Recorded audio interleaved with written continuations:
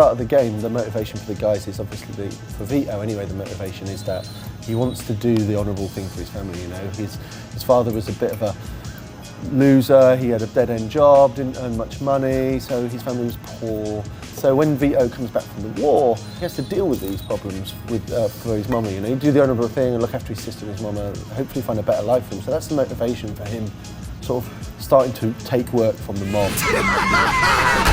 Yeah, Mafia. Joe's motivation's a little bit different, you know. He wants the girls, he wants the cars, he wants the sort of glamorous lifestyle that he thinks the mob's going to bring him. And early on in the game, it does bring that glamorous lifestyle, but once they get to sort of made men status, they sort of realise that actually it's not so glamorous, you know, and it starts descending to a pretty dark level. Having the game split over 10 years of Vito's life works really well for us to introduce different content.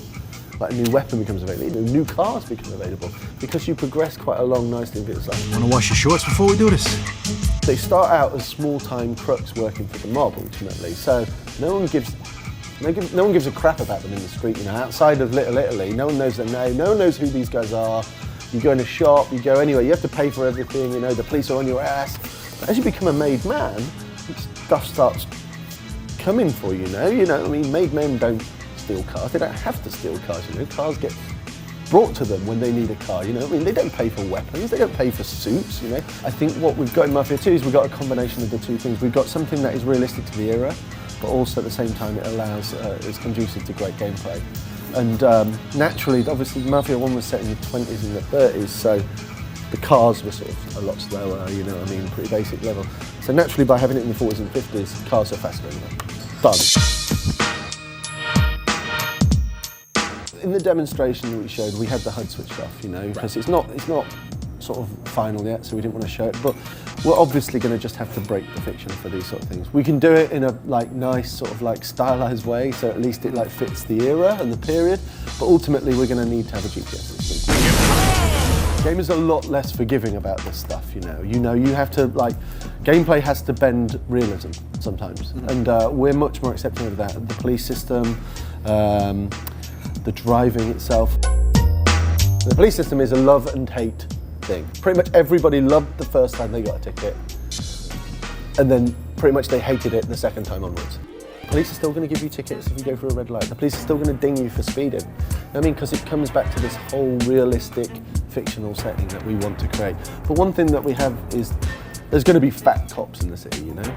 And we play with the fact that police didn't have as much high-tech shit. Police didn't have as much high-tech stuff as they have today, so we can use that to our advantage. So, for instance, where the fat cop scenario works is you get dinged by a police officer pulling a gun out in public. You're not firing it, you're just pulling it out, and somebody's like, hey, man with a gun, police goes, all right, starts chasing after him. You run 2 blocks, this fat cop runs 1 block and he's like, you're like, see ya. You stand in the street, you murder somebody, then he's immediately radioing in for backup, and then they're going to come after you seriously. We have different types of wanted system as well. We have a car wanted and a person wanted. So, for instance, in the demo, we was in a car chase, the police started coming after us. At that point, you're wanted for the vehicle you're in. They've identified this vehicle as being wanted. You go down a back alley, outside of the cops, you can switch vehicles, you're no longer wanted. He's in a trunk. What? As well as that, Vito can actually become wanted, and Joe can become wanted, because the cops saw you shoot someone in the street, and the only way to get rid of that is to change your clothes. Maybe even in certain missions, like for the end of the Empire Arms mission, is changing your clothes is not good enough, you know. Ultimately, you've blown up this hotel. So you actually have to end the mission, which is sort of the end of Vito's day, and then we allude to the fact that he had to lie low for a couple of months. We've got weapons that you'd expect in the 50s and 40s, you know. We don't, and weapons that these mobsters would use, we don't do anything really erratic. We actually see the gunplay much more akin to something that you'd see in a third-person shooter nowadays, you know. We utilise a cover system.